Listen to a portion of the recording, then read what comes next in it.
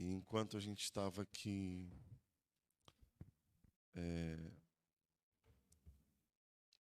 adorando e santificando o Senhor,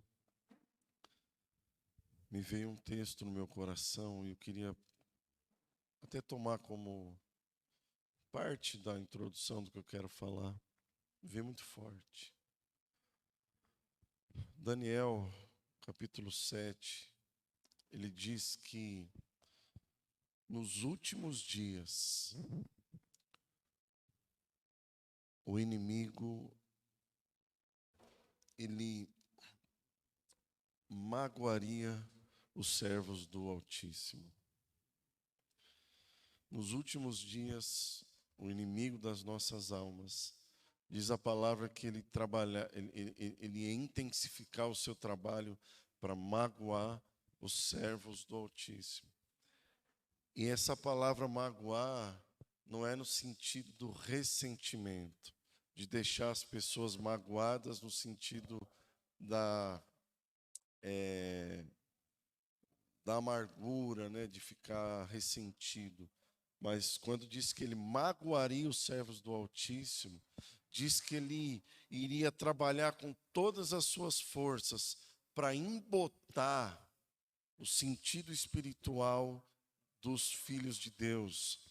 Trabalhar, o alvo de Satanás nos últimos dias é gerar um estado de apatia, de letargia, de abatimento, para que ele consiga cumprir o seu alvo de enganar, se possível, até os eleitos. E a palavra diz que o anticristo, o homem da iniquidade, ele não vai se manifestar sem que antes venha uma coisa chamada apostasia, onde muitos, infelizmente, naufragarão na fé. E diz a palavra que o inimigo vem para roubar, matar e destruir. E o que ele tenta e trabalha para isso é roubar, matar e destruir a nossa fé. E muitas pessoas no meio da igreja, nesse tempo, têm sido golpeadas na sua fé. Talvez por pressões no seu interior, talvez por circunstâncias, talvez por N situações. Mas o fato é que a palavra que diz Daniel 7, ela se cumpre, de que nos últimos dias Satanás, ele magoaria, ele traria um embotamento, um embaçamento na visão dos servos do Altíssimo, dos filhos de Deus. E as pressões desse mundo, os apelos, os atrativos, eles acabam trazendo uma carga a mais para que as pessoas vivam sobre essa iminente apostasia. Nós estamos vivendo, de fato, últimos dias, não por causa da pandemia, mas por causa do cumprimento de toda a palavra. E eu quero trabalhar com vocês aqui hoje no sentido de que a sua fé ela seja abastecida. Amém? Você pode dizer comigo assim: Senhor Jesus, nessa manhã eu quero receber fé, mais fé. Amém? Nós precisamos de fé. Mas como é que a fé vem? Como? A fé, ela vem pelo ouvir e o ouvir pela palavra. Na verdade, Romanos 10:17 diz que, e assim a fé vem pela pregação, e a pregação pela palavra. Mas você sabe que eu estava pensando esses dias e descobri uma coisa, que quando Paulo fala esse versículo aqui de que a fé vem pelo ouvir e o ouvir pela palavra, ele está dizendo de uma palavra específica. Quando Paulo diz que a fé vem pelo ouvir e o ouvir a palavra, nós poderíamos transmitir aqui muitas pregações. É claro, tudo que vem da Bíblia vai produzir fé, mas existe uma proclamação específica que produz fé nos nossos corações. Que produz fé nos nossos corações. Eu quero nessa manhã encher o teu coração com aquilo que nós chamamos de querigma, ou seja, verdades que vão nos encher de fé. E essa fé, ela vai nos habilitar para que a gente possa viver e fazer a vontade de Deus. E qual é a pregação e qual é a palavra que vai produzir fé nos nossos corações? Qual é a palavra que vai encher o teu coração de fé? Qual é a palavra que, quando proclamada, ela produz fé no teu coração e isso acaba com o embotamento espiritual, com o abatimento espiritual? Essa proclamação específica tem um nome. E sabe qual que é o nome disso? Repete comigo assim bem forte: o Evangelho. A palavra que produz fé nos nossos corações, irmãos, é o Evangelho. É o Evangelho. É a boa notícia.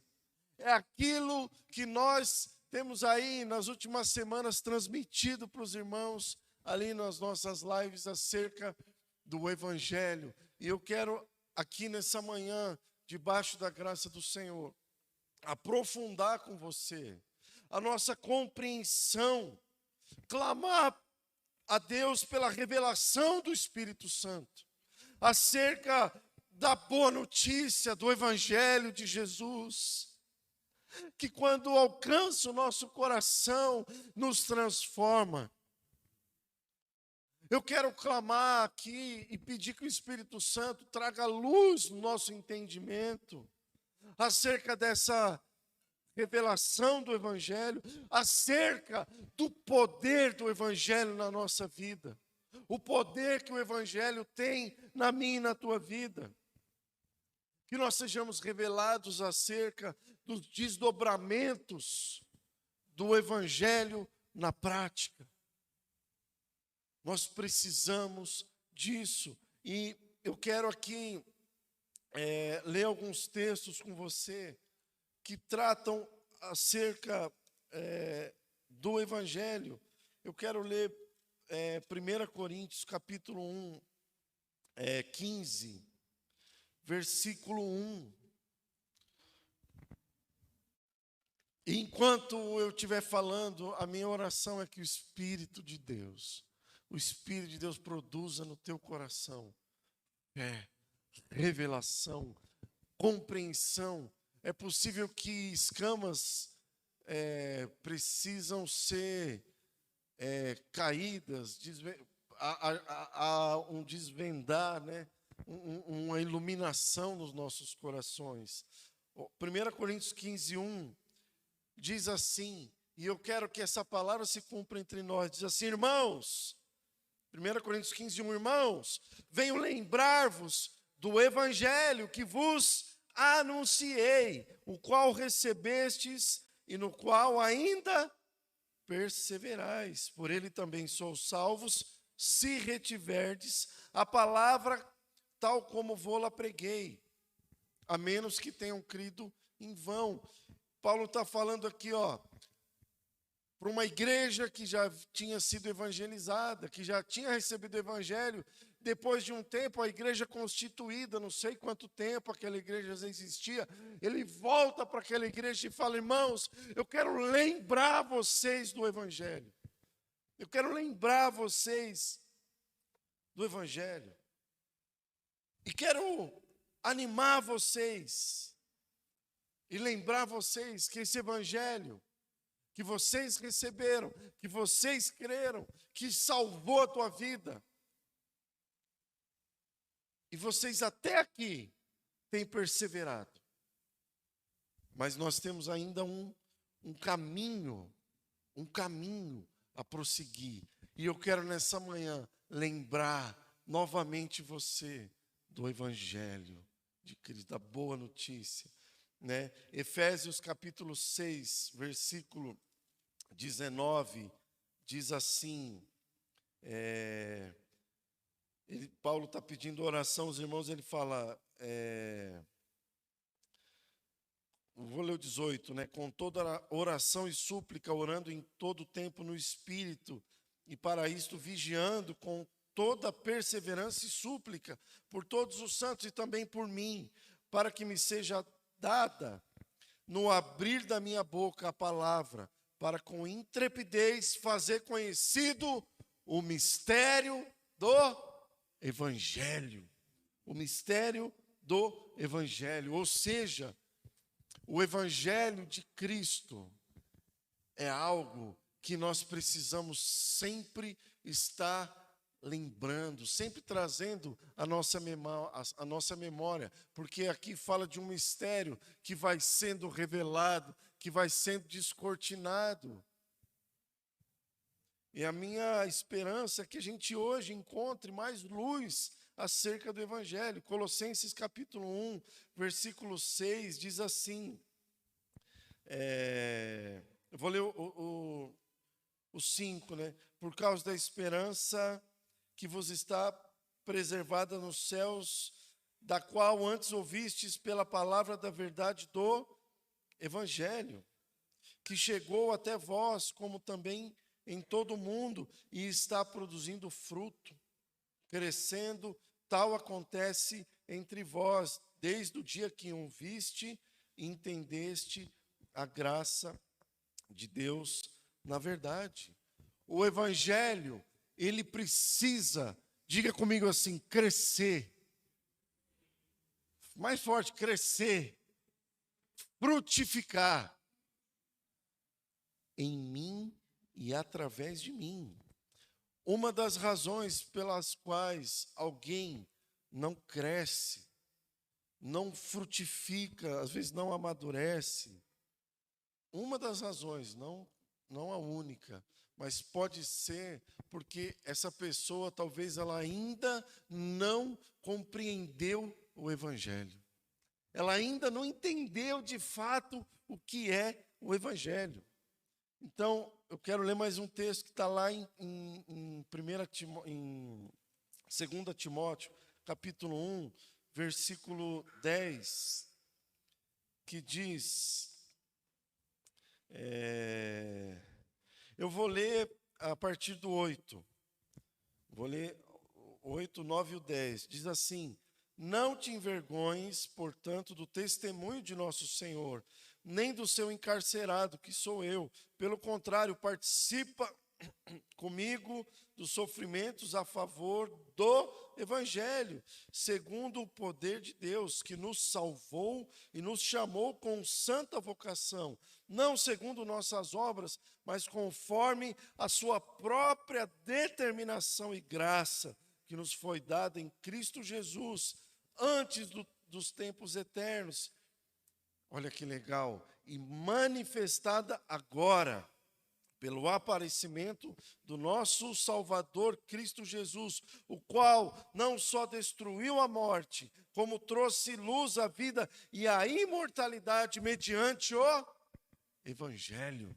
Mediante essa boa notícia, Cristo, o nosso Senhor Jesus Cristo, Ele é a personificação do Evangelho. Ele é a pessoa do Evangelho. Jesus, ele não veio apenas trazer para a gente uma mensagem, mas ele mesmo era, irmãos, a própria mensagem. Tanto é que você não vai ver Jesus gastando muito tempo, ele explicando o Evangelho. Quem explica o Evangelho são os apóstolos, são as cartas, Paulo, Pedro, João. Jesus não fica explicando muito sobre justificação, sobre santificação, sobre redenção. Ele não explica muito sobre isso, porque ele é a evidência, ele é a personificação dessas verdades que vão produzir fé no nosso coração. Jesus é a pessoa que nos trouxe a boa notícia, não apenas através das suas palavras, mas através da sua vida, morte, ressurreição, exaltação. São verdades, irmãos, que precisam encher o nosso coração. Ele traz uma boa notícia para você, uma boa notícia para mim. Jesus, ele diz o texto que ele destruiu a morte. Ele destruiu não só a morte, mas o aguilhão da morte, ou seja, o que produz a morte, que é o pecado. O hebreu diz que Jesus aniquilou o pecado e trouxe a nós vida plena e uma certeza de algo que chama-se imortalidade. Tudo que é mortal será revestido de imortalidade, tudo que é corruptível será revestido de incorruptibilidade. Então, a gente precisa de luz do Evangelho. A gente precisa de compreensão clara do Evangelho. E o Evangelho não é uma boa notícia de que aquilo que está ruim vai ficar melhor. Vai ser transformado em bom. O Evangelho não é uma boa notícia que vai melhorar alguma coisa. Não, o Evangelho é uma notícia de que ele vai trazer vida porque há morte.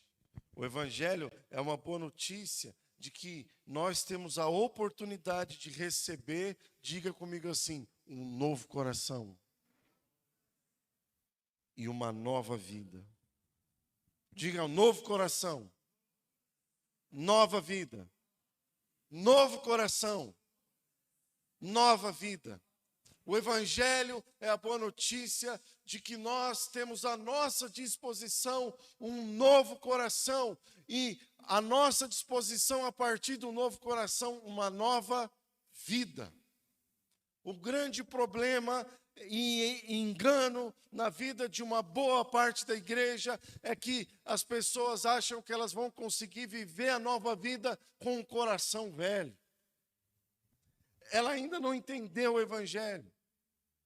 Porque o Evangelho, ele não melhora o teu coração velho. O Evangelho, ele te dá uma nova vida. Por isso que Jesus, ele veio matar aquilo que estava ruim. Veio acabar e aniquilar com aquilo que está ruim, para que o novo viva. Então, eu quero aqui introduzir, não vai dar tempo de eu falar tudo hoje. Eu estou com uma ideia aqui, de concluir de uma outra forma, eu vou explicar no final.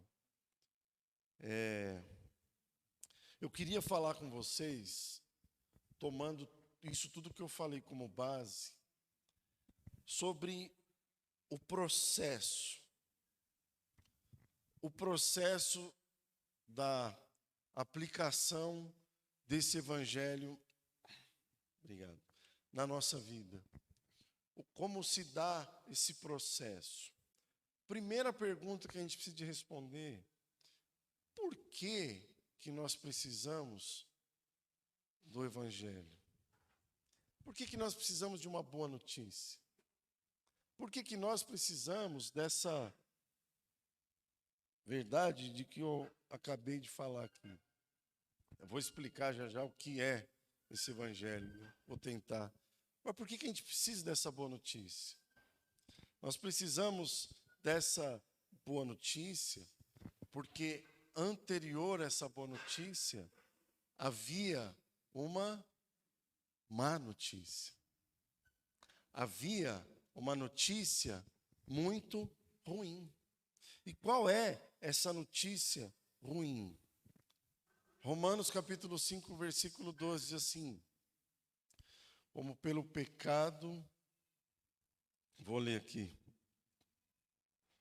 Romanos 5,12.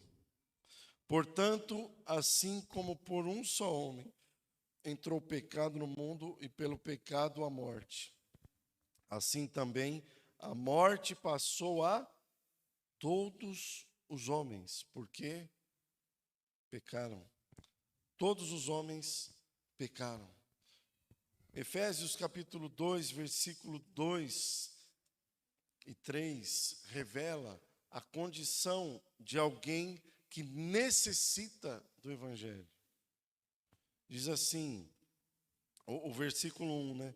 Efésios 2:1, ele nos deu vida, vos deu vida, estando vós mortos nos vossos delitos e pecados, estragados nos vossos delitos e pecados, nos quais andastes outrora, segundo o curso deste mundo, segundo o príncipe da potestade do ar, do espírito que agora atua nos filhos da desobediência, entre os quais também todos nós andamos outrora segundo as inclinações da nossa carne, fazendo a vontade da carne, dos pensamentos, e éramos, diga comigo, por natureza, filhos da ira, como também os demais. Nós éramos filhos da ira, como os demais. E o que é?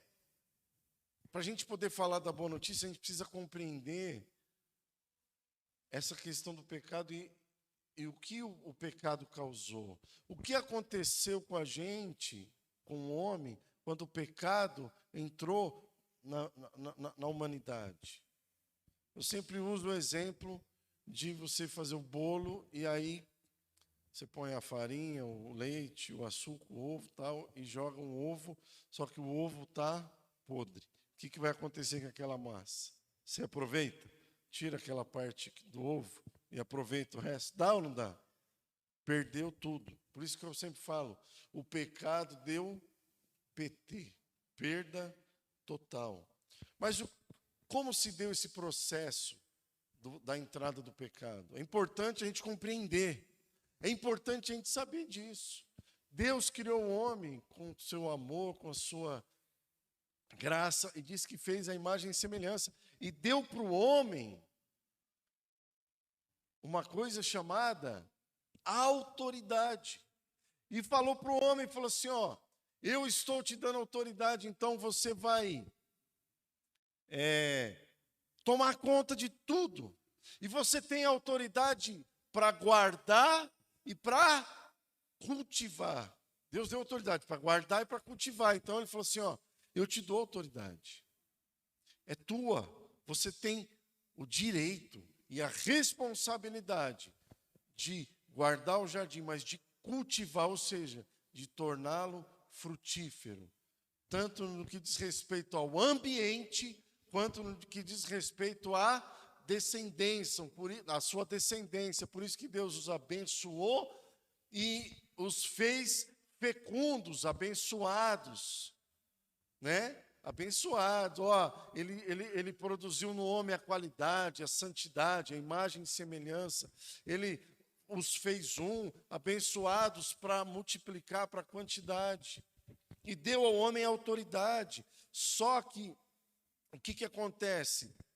Diga comigo assim, fala bem forte. Adão nos vendeu para o diabo. Ele pegou a autoridade que ele tinha recebido e deu na mão do diabo. E a partir daí, nós perdemos essa conexão com Deus. O homem perdeu a conexão com Deus e passou a ser escravo do diabo. Ele passou a ser escravo do diabo, e não só escravo do diabo, mas escravo de todo o sistema no qual o diabo governa, de toda a ideologia, de todo o governo que o diabo tem. Por isso, nós acabamos de ler que nós andávamos segundo as inclinações da carne, segundo o príncipe deste mundo, né? Andávamos segundo as inclinações da nossa vontade, mas debaixo do domínio de Satanás. O homem se tornou escravo. Diga comigo, do diabo, do mundo, do pecado e da carne. O homem se tornou escravo, ele ficou escravizado pelo diabo. Ele ficou escravizado pelo sistema desse mundo, que é governado por Satanás e suas hostes malignas espirituais. Diz as Escrituras que o mundo jaz no maligno, ou seja, o mundo está debaixo do governo de Satanás. E o homem se tornou escravo do diabo, escravo desse mundo, desse sistema, escravo do pecado, escravo da carne, escravo da sua própria vontade. E qual é o desdobramento dessa escravidão? Eu preciso falar isso para você, porque talvez alguém pode compreender muitas das crises do seu próprio coração, que são produzidas pelo pecado. Deus colocou na essência do homem uma coisa chamada anseio, uma coisa chamada desejo, vontade, necessidade.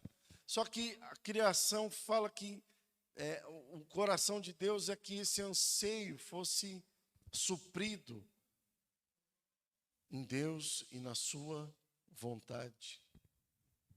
Mas o pecado tornou o homem, como eu já disse, escravo. E o que acontece? Qual é o dano que o pecado causou no homem? Essa escravidão produziu nele um aumento, uma exponencialidade do seu vazio. Gerou no homem uma coisa chamada orfandade. O homem ficou vazio e órfão. Ficou claro com o pecado que o homem, ele estava entregue a si mesmo, sozinho, órfão, sem identidade. E o que isso produziu no homem? Olha os desdobramentos. Produziu uma necessidade de bem-estar, uma necessidade de aceitação, uma necessidade de se sentir importante, uma necessidade de ter um senso de pertencimento. E o que isso foi produzindo? Olha só a ladeira abaixo que o pecado foi produzindo no homem, e isso pode ser, e com certeza o reflexo da nossa vida. Olha para trás, olha para trás. Essa necessidade, ela deixou de ser suprida em Deus. Então, nós nascemos com a necessidade de bem-estar, de ser aceito, de se sentir importante, de ter um senso de pertencimento. E o que isso produziu? Isso obrigou o homem a se submeter a muitas coisas para se sentir aceito, para se sentir valorizado. O mundo, o diabo, eles não amam ninguém. A essência do mundo não é o amor. O mundo, ele nunca ama a ninguém. E o que o mundo faz para aumentar a escravidão das pessoas? Ele impõe sobre as pessoas um jugo. Ele impõe sobre as pessoas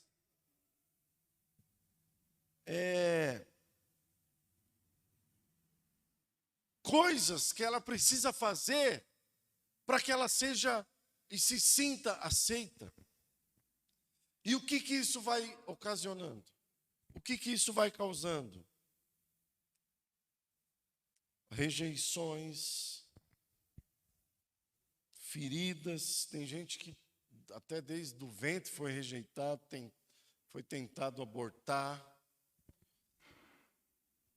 O pecado, ele faz com que as pessoas sejam feridas, enganadas, traídos, roubados, violados, decepcionados, frustrados, rejeitados, abandonados, excluídos, subestimados e esquecidos. É isso que o sistema do mundo impõe sobre as pessoas. Quem já passou por alguma dessas coisas aqui, como eu, levanta a mão. Eu estou falando mentira, irmãos? Tem gente que vai falar, cara, comigo foi tudo. Eu passei, foi tudo isso daí. Eu passei, foi tudo. Eu passei, foi tudo. E a gente entra num ciclo, é uma vida cíclica, de feridas, de enganos, de situações onde você às vezes entra para resolver uma outra coisa e tenta resolver um problema criando outro problema. E aí a verdade é que, do mesmo jeito que nós fomos feridos, naturalmente o pecado faz com que você também cause feridas, com que você também engane. Nós fomos feridos, mas nós também ferimos. Nós fomos enganados, mas também enganamos. Fomos traídos, mas também traímos. Fomos roubados, mas também roubamos. Muitas vezes violamos, muitas vezes decepcionamos, frustramos, rejeitamos, abandonamos, excluímos, subestimamos, abortamos. Por causa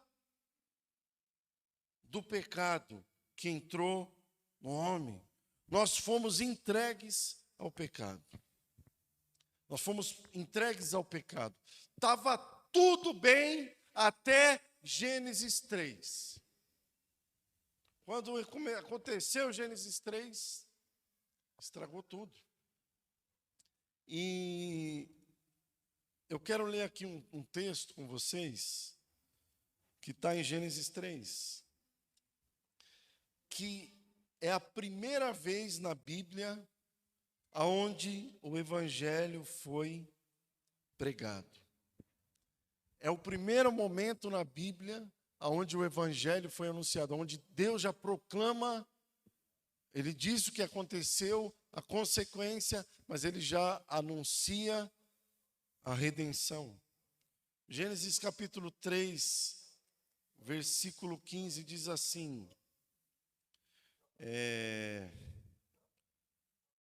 Deus fala com a mulher, Deus fala com a serpente, Deus fala com o homem, e aqui no versículo 15 ele anuncia o evangelho. Ele fala para a serpente, ele fala assim: porém inimizade entre ti e a mulher, entre a tua descendência e o seu descendente. Ou seja, Deus colocaria inimizade entre a serpente e a mulher, entre o diabo e a mulher, mas em toda a sua descendência, né?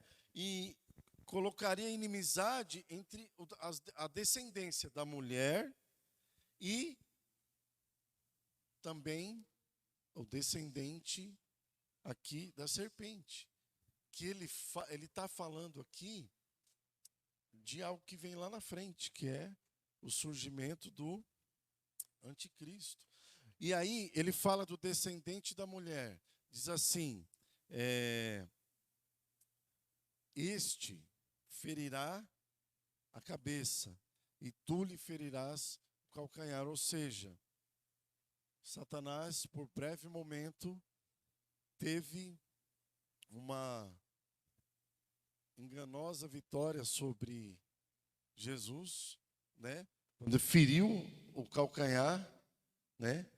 E Jesus morreu, mas diz aqui que este ferirá a cabeça, ou seja, diz a Bíblia que muito em breve o Deus de paz esmagará a Satanás debaixo dos nossos pés. O evangelho foi anunciado aqui. E eu quero tentar correr aqui para trazer um ensino para vocês do que é essa obra de Jesus na nossa vida, porque isso vai nos produzir fé. Ontem eu estava lembrando disso. O momento da minha vida, ou o período da minha vida, que eu tenho certeza de que eu fui alcançado por esse evangelho. E quando eu fui alcançado, mesmo sem muita luz, sem muita compreensão, mas eu tenho certeza que alguma coisa mudou dentro de mim. Uma chave virou, algo me mudou, eu não fui mais o mesmo. E foi um tempo de tanta expressão minha, né, de gratidão ao Senhor, de amor, de fome e sede por Ele. Eu quero... Está funcionando aqui? Vocês estão me ouvindo bem? Está baixo? Ixi, oh Jesus. Eita. Bom, melhorou? Não. Vai ser difícil de eu falar mais alto. Mas eu vou tentar. Estão me ouvindo? Então tá bom. Como eu falei, Jesus ele não usou muito tempo para ficar explicando o evangelho. Mas uma pessoa que explicou direitinho o evangelho e os desdobramentos do evangelho foi Paulo. Inclusive, há quem diga que, por exemplo, a carta aos Romanos, ela é chamada de o Evangelho segundo Paulo. A gente tem o Evangelho de Mateus, o Evangelho segundo Marcos, Lucas, João, né, os 4 evangelhos. Mas a carta de Paulo aos Romanos é uma explicação bem mais detalhada do Evangelho. Ele ensina aquela igreja. Não foi uma igreja que ele nem chegou lá. E ele escreveu para aquela igreja para ensinar o Evangelho, para explicar para eles o Evangelho. Ele explica sobre a adoção, sobre o amor de Deus e as suas provas, sobre a graça de Deus, sobre a libertação do pecado. Então, esses 8 capítulos, ele vem explicando tudo isso bem detalhado, bem direitinho. Então, ele vem anunciando o que é o Evangelho. Ele proclama e anuncia o Evangelho para uma igreja que já tinha sido evangelizada. Ou seja, nós precisamos, de tempos em tempos, lembrar essas coisas. Paulo disse: a mim não me desgosta, e é segurança para vós que eu vos escreva o quê? As mesmas coisas. Porque isso que eu estou falando aqui vai produzir fé no teu coração. E presta atenção no que eu vou falar, irmãos. Não vai produzir só fé, não. Porque se produz fé, vai produzir maturidade na tua vida. Vai produzir crescimento. Vai produzir, muitas vezes, o deixar para trás aquilo que talvez você ainda não conseguiu. Mas com a clareza do Evangelho, você vai entender: eu sou uma nova criatura. Não cabe mais a coisas da velha vida. Então, eu estou cheio do Evangelho. Eu sou renovado pelo Evangelho dia após dia. Ele passa os 8 capítulos ensinando sobre o Evangelho, detalhadamente. E nos capítulos 12 até o 15, aí é legal, porque ele vem falando da prática. Aí ele vem falando dos desdobramentos práticos da vida de alguém que recebeu o Evangelho, de como deve ser a conduta de alguém que recebeu o Evangelho, ou seja, das implicações práticas. Ele vem fazendo uma descrição de um cidadão, de uma cidadã que recebeu o Evangelho. As evidências do novo coração, da nova vida em Cristo e dos aspectos práticos desse Evangelho na vida daquela pessoa. E aí ele fala no capítulo 12 até o 15, sobre a nova vida. Ele fala sobre o serviço aos irmãos, sobre a doação, sobre a entrega pelo outro, chorar com os que choram, se alegrar com os que se alegram. Ele fala sobre a obediência, ele fala sobre a ordenança da sujeição às autoridades. Ele fala da ordenança para o cuidado com os débeis e fracos na fé. Ele fala sobre a imitação de Cristo, no seu aspecto mais prático possível. Então, essa carta aos Romanos, eu estou dando aqui um panorama da carta, que é um anúncio, uma explicação do Evangelho e os seus desdobramentos práticos. E eu quero usar os últimos minutos aqui para falar com vocês. Eu queria que você abrisse teu coração para esses últimos minutos aqui. Que, desculpa, na minha opinião,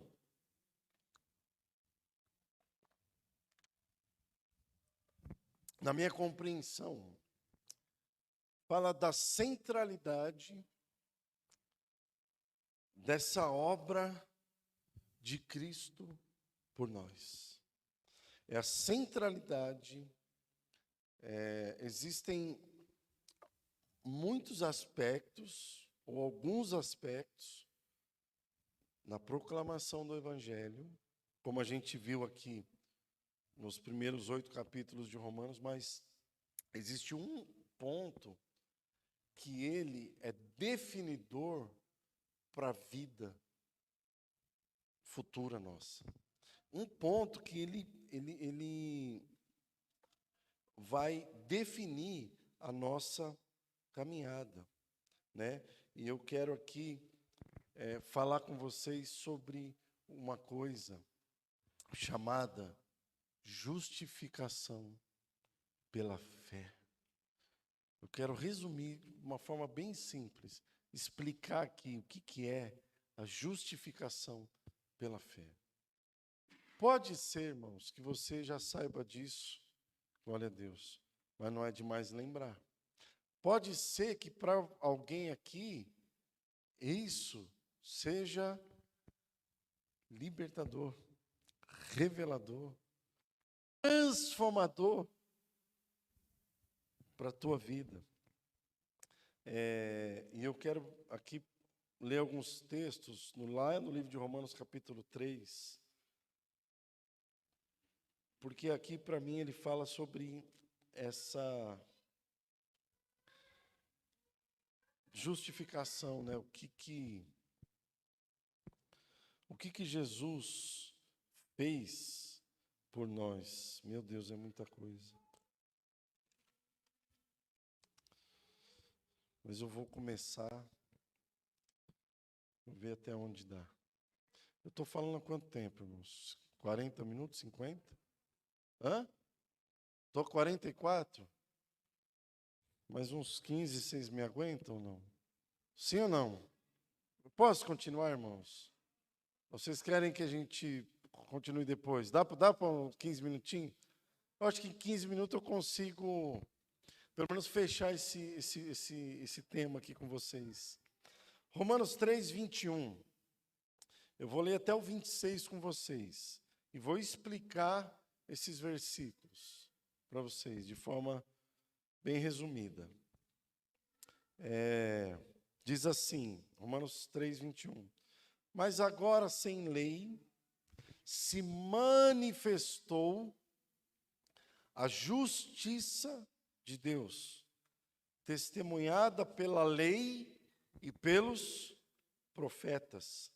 Justiça de Deus, mediante a fé em Jesus Cristo, para todos e sobre todos os que creem, porque não há distinção, pois todos pecaram e carecem da glória de Deus, ou destituídos estão da glória de Deus, sendo justificados gratuitamente por sua graça, mediante redenção que há em Cristo Jesus, a quem Deus propôs no seu sangue como propiciação mediante a fé, para manifestar a sua justiça, por ter Deus, na sua tolerância, deixado impunes os pecados anteriormente cometidos, tendo em vista a manifestação da sua justiça no tempo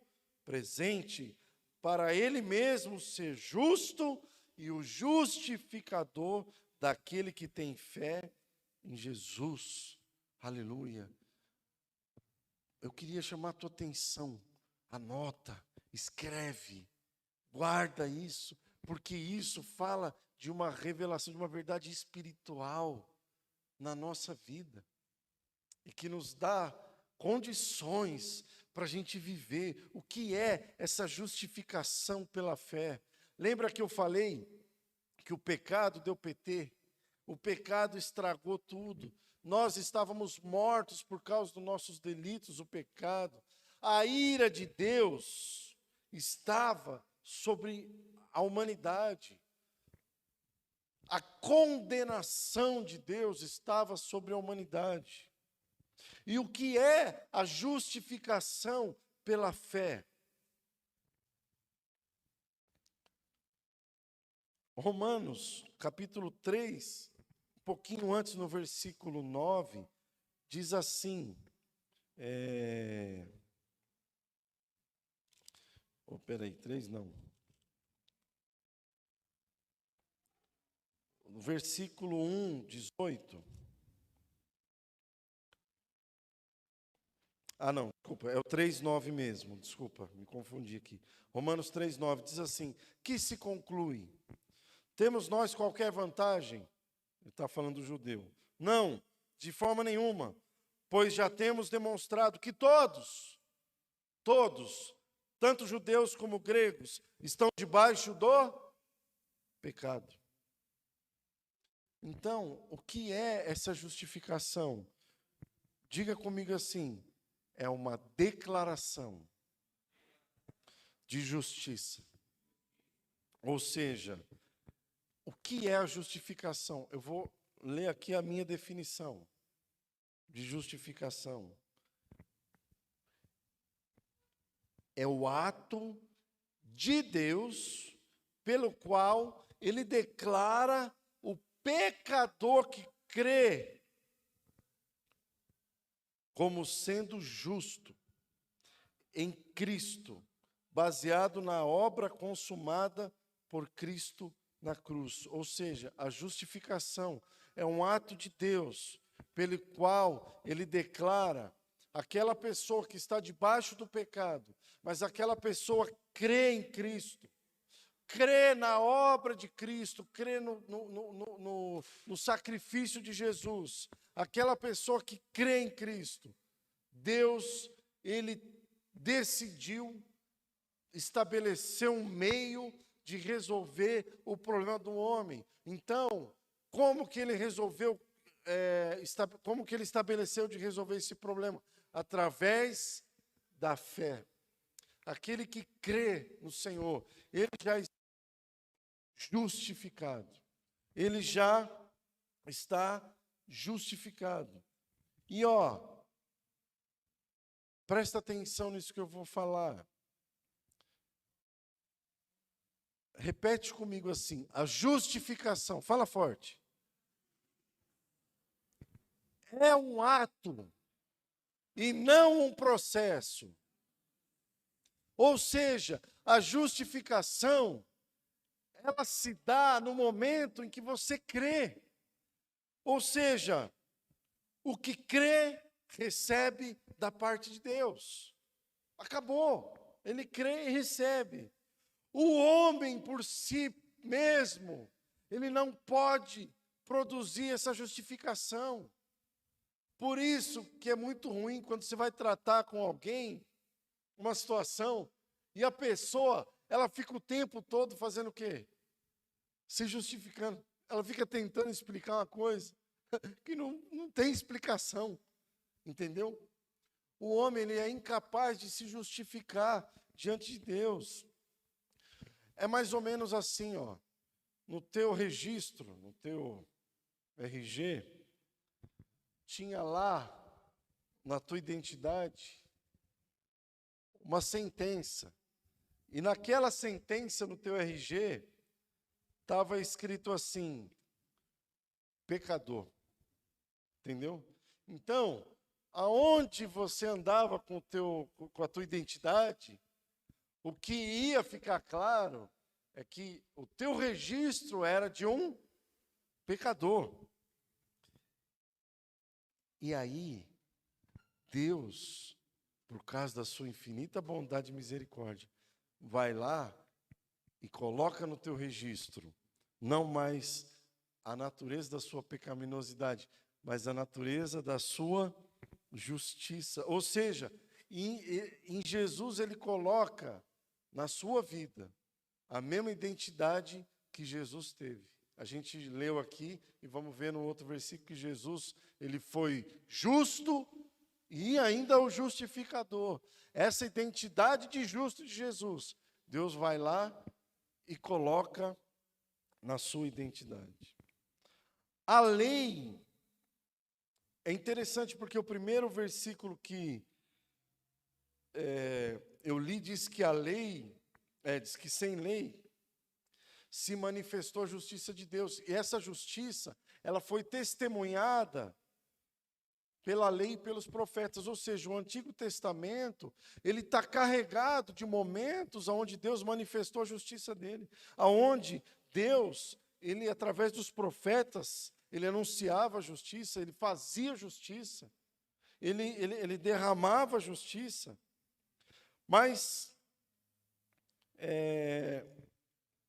naquele contexto, ele não poderia oferecer ao homem, porque se Deus fosse manifestar a sua justiça, na sua totalidade, o que ia acontecer? O que ia acontecer? Deus deu sinais de que ele é justo, mas ele não manifestou a justiça plena, senão estavam todos condenados, nós não estávamos aqui. Ou seja, o único que poderia apresentar o padrão de justiça era Jesus. Jesus, o justo, o justo. Aleluia, aleluia, aleluia, ele é justo, ele é justo. Diz que Jesus se esvaziou da sua glória, se fez homem, existia antes de todas as coisas. E a palavra diz, para explicar que Jesus era justo, que ele teve uma vida perfeita e irrepreensível, não cometeu pecado algum, nem engano, nem dolo se achou na sua boca. E o justo veio para tornar a mim e a você justos também perante Deus. Só um parênteses aqui, vou abrir rapidinho antes de eu tentar concluir.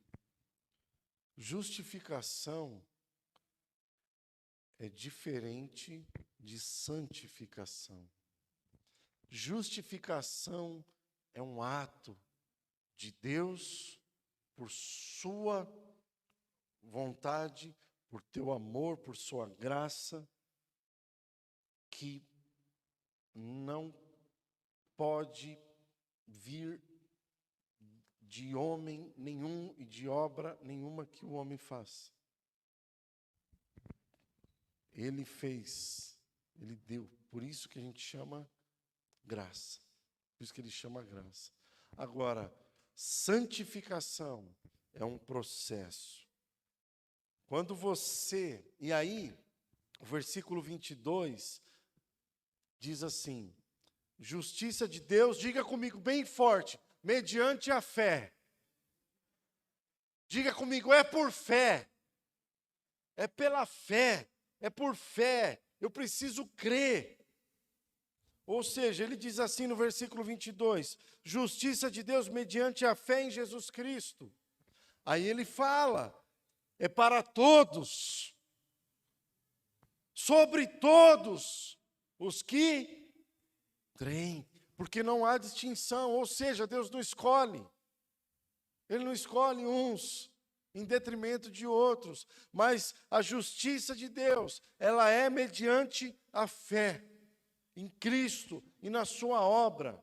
Agora, deixa eu dizer uma coisa para você. A maioria das pessoas que você pergunta, se você crê em Deus, a maioria das pessoas vai dizer assim, ó, eu acredito em Deus. Só que a justificação não acontece por alguém simplesmente acreditar que tem um Deus. Entendeu? Não. É preciso crer de forma pessoal, consciente. É preciso crer em Cristo e na sua obra redentora. E o que essa obra produziu na minha vida? Essa fé. Eu preciso crer. Ou seja, o que você precisa? Precisa de crer. Jesus disse, aquele que crê e for batizado será salvo. Entendeu? Ah, mas e as outras coisas? Depois eu vou explicar. Que existe um processo. A santificação é um processo. Quem crê em Cristo foi justificado, recebeu antecipadamente a justificação, a sua salvação.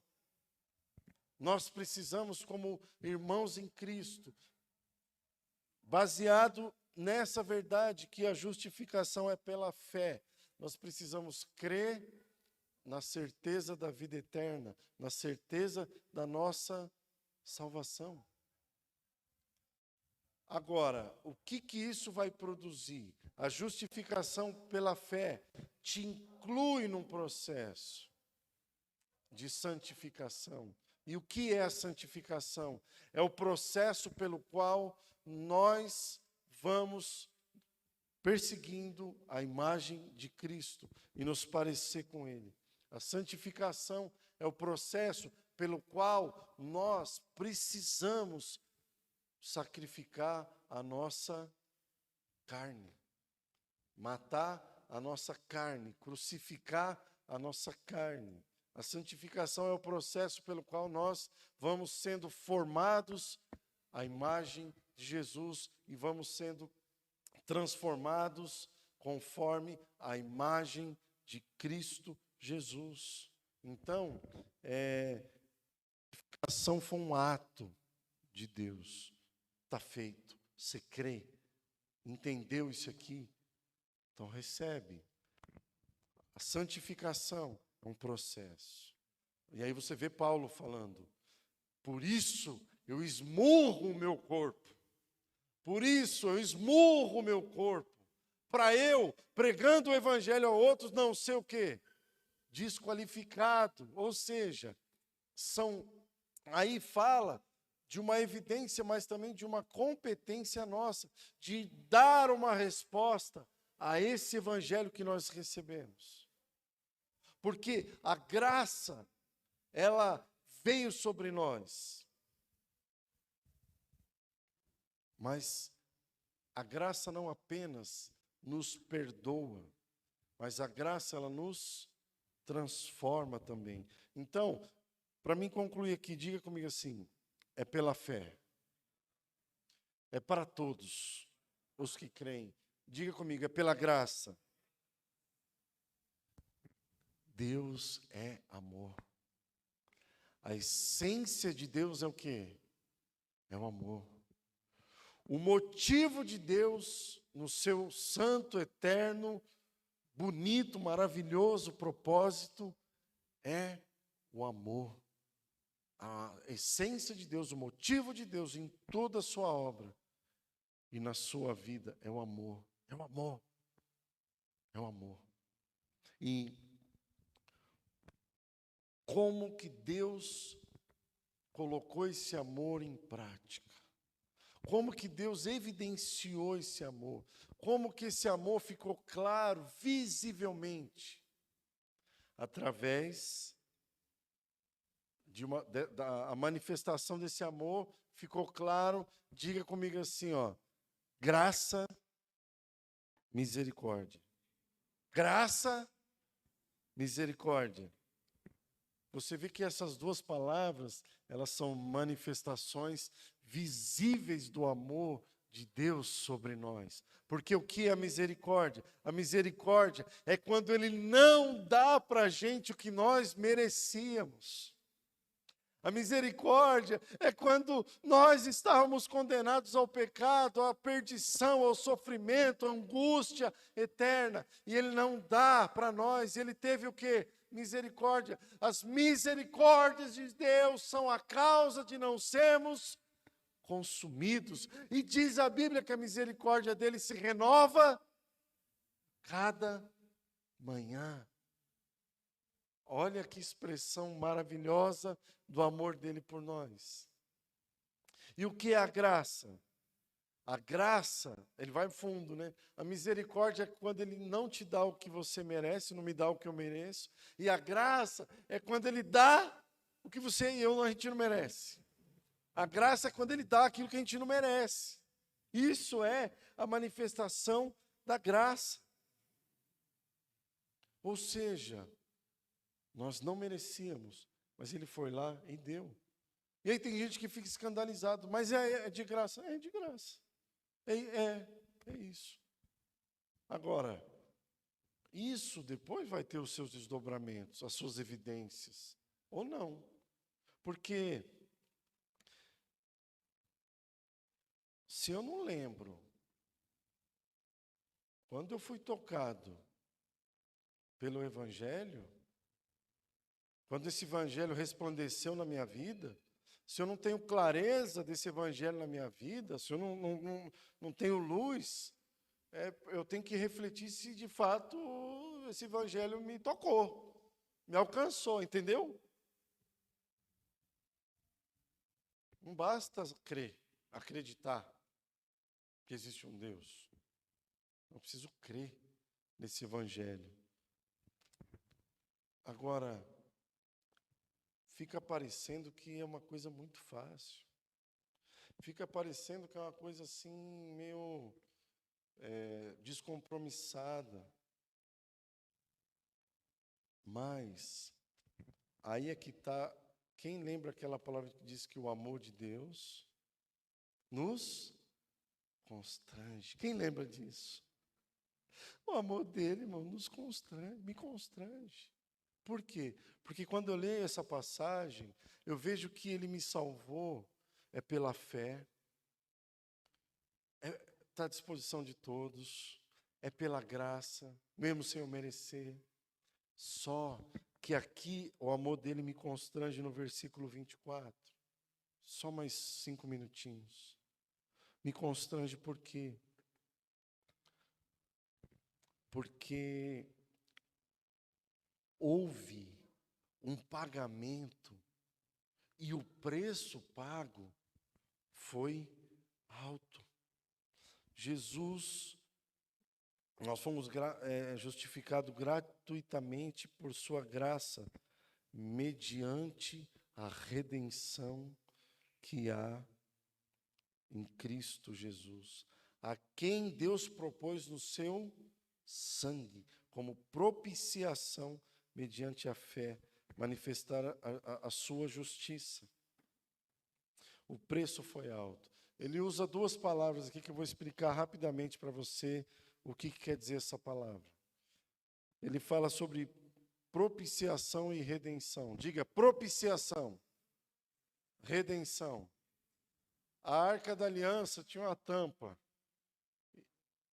E ali chamava propiciatório, né? O que é a propiciação? A propiciação, eu vou ler aqui um versículo em Romanos 1, 18, que diz assim, ó: do mesmo jeito que a justificação é pela fé e é para todos, Você vai ver Romanos 1,18, diz assim: a ira de Deus se revela do céu contra toda impiedade e perversão dos homens, que detêm a verdade pela injustiça. A justificação é a manifestação da justiça de Deus na vida de um homem. E do mesmo jeito que estavam todos condenados, a justiça se manifesta pela fé para todos que creem. A ira estava sobre todos. A ira de Deus se revela do céu sobre todos os homens. E o que é a propiciação? A propiciação é o apaziguamento dessa ira, entendeu? É o apaziguamento dessa ira. E o que é a redenção? A redenção é a libertação. E aí, você vai entender muito claro isso. No que eles faziam lá no Antigo Testamento. Levítico 16, quando eles falavam do ritual da propiciação. Olha que coisa tremenda. Eles pegavam 2 animais, o sacerdote pegava 2 animais, e o primeiro animal ele sacrificava, isso propiciação, ou seja, para apaziguar a ira sobre o pecado, para que o pecado seja de fato eliminado, e aquele que é o detentor do pecado seja livre dessa culpa. No Antigo Testamento, o ritual do sacerdote, ele era intermediário para que o povo recebesse